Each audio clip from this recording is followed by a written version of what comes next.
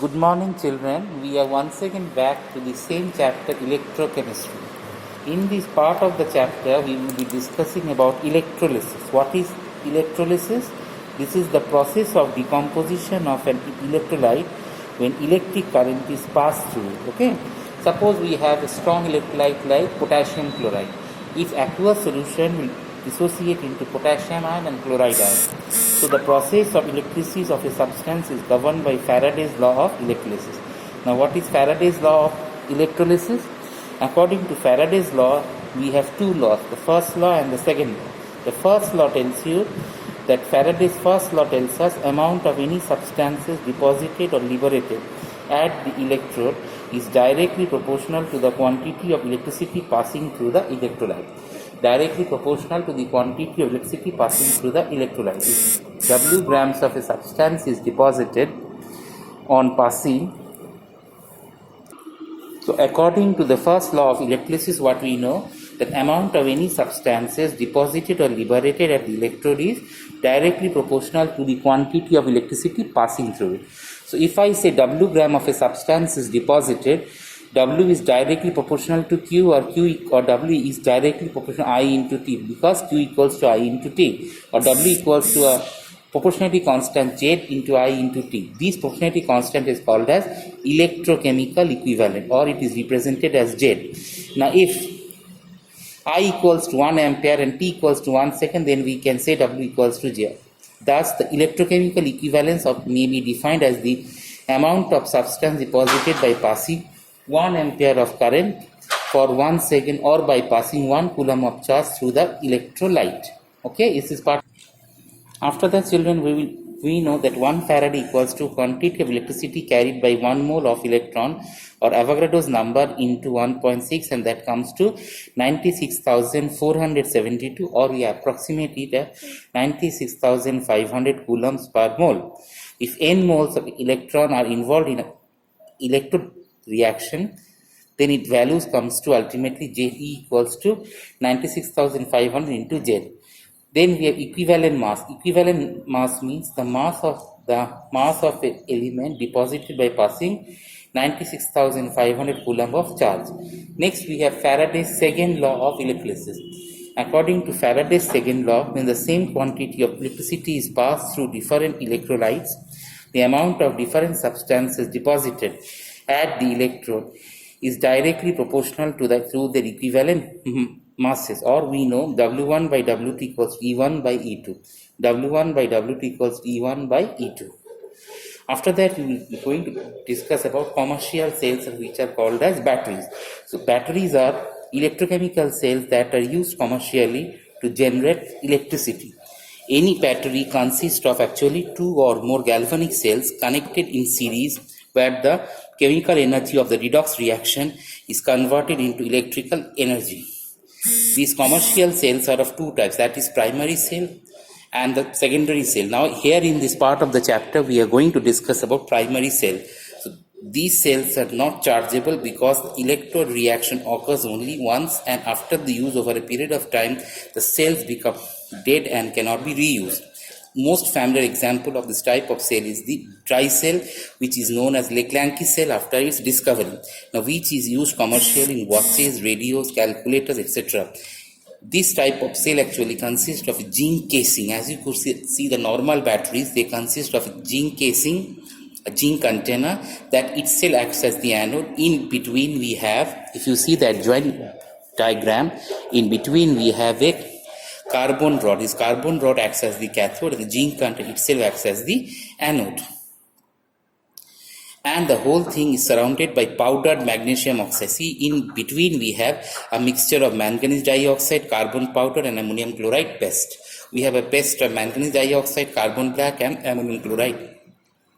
The space between electrode is filled by moist paste of ammonium chloride and zinc chloride. So the electrode reactions are as follows: zinc turns to zinc plus 2, and at the cathode now what is happening? That is the manganate ion plus ammonium ion changes to manganese oxide, and the cell potential calculated is 1.5 volt. So ultimately this is the structure of a commercial battery, and this is a structure of a primary cell which is also called as dry cell. Why is it called a type of dry cell? Because in this case electrolyte is in the form of a semi-solid mass. Now the second type of cells we have is the secondary cells, or that is called as batteries. A secondary cell is rechargeable and can be used again and again. It is recharged by passing current through it from an external source. Now, most familiar example of secondary cell is lead storage battery, commonly used in automobiles and inverters. It consists of lead anode and a curd of lead packed with lead dioxide as the cathode. A 30% solution of sulfuric acid is used as the electrolyte. So in this type of cell, as you could see adjoining diagram, we have actually sulfuric acid in the liquid form as the electrolyte, and it consists of an anode that is made up of lead and a type of grid of lead packed with lead dioxide that acts as the cathode.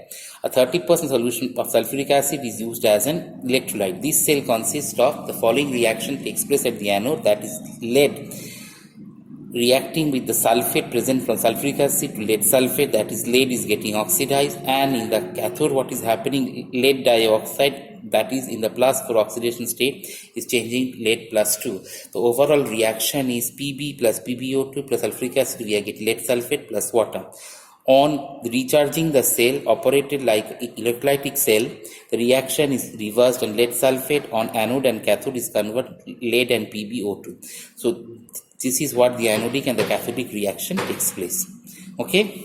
After that, we are going to discuss about fuel cells. Now, what are fuel cells? Fuel cells are those cells which produce electrical energy directly from the combustion of fuel such as hydrogen, carbon monoxide or methane. The most successful fuel cell is the hydrogen oxygen cell that utilizes the reaction between hydrogen and oxygen to produce water. Actually, what is happening in a fuel cell, we have two chambers, as you could see. This is the hydrogen chamber, this is the oxygen chamber, and it is separated by KOH, and here water is produced.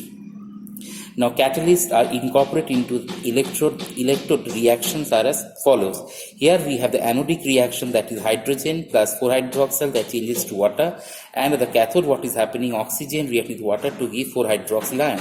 Overall cell reaction is hydrogen reacting with oxygen to give you water.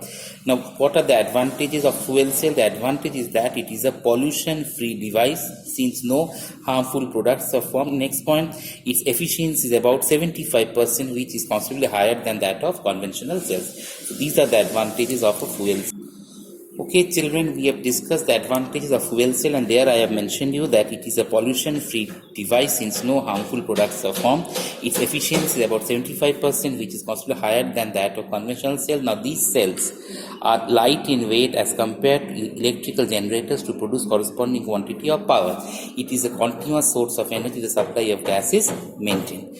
After that, we will discuss about corrosion. What is corrosion? Corrosion is the slow eating off of the metal surface by gases and water vapor present in the atmosphere due to the formation of certain compounds, the oxide, sulfide and carbonates. Actually, when we say in case of iron, each of these corrosion, they actually set up a small electrochemical cell at each of the point where corrosion takes place. Now, what are the reactions at the anode? Oxidation takes place. The iron gets oxidized to iron plus 2.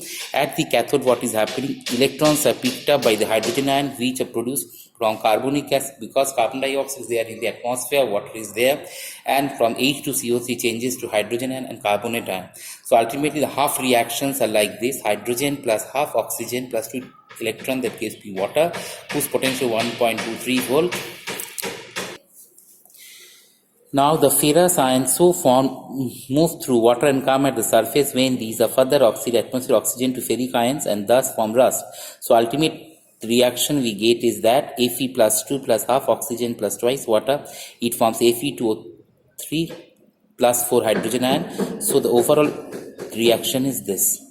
Fe2O3 plus X water will give you Fe2O3.XH2O. Now the methods of prevention of Now, children, will discuss the methods of prevention of corrosion. First off is the barrier protection method, that is a thin film is kept in between iron or the metal and that of oxygen. As a result, the corrosion can be stopped, and that is done by covering the surface with paint or thin layer of grease by electroplating iron. Next method is by sacrificial protection, that is, we are covering it with a more electropositive metal that will itself get oxidized and prevent the corrosion of iron. Third point, we have electrical protection. This is also a case of sacrificial protection. In this method, what is happening? The method is used for the protection of underground water pipes or iron tanks. In this method, we see the exposed surface iron is protected by connecting it with the block of some active metals such as magnesium, aluminum or zinc. As a result, these metals itself get oxidized and prevent the iron from getting oxidized, which are turning into the rust. Okay children, that was all for the day. Thank you.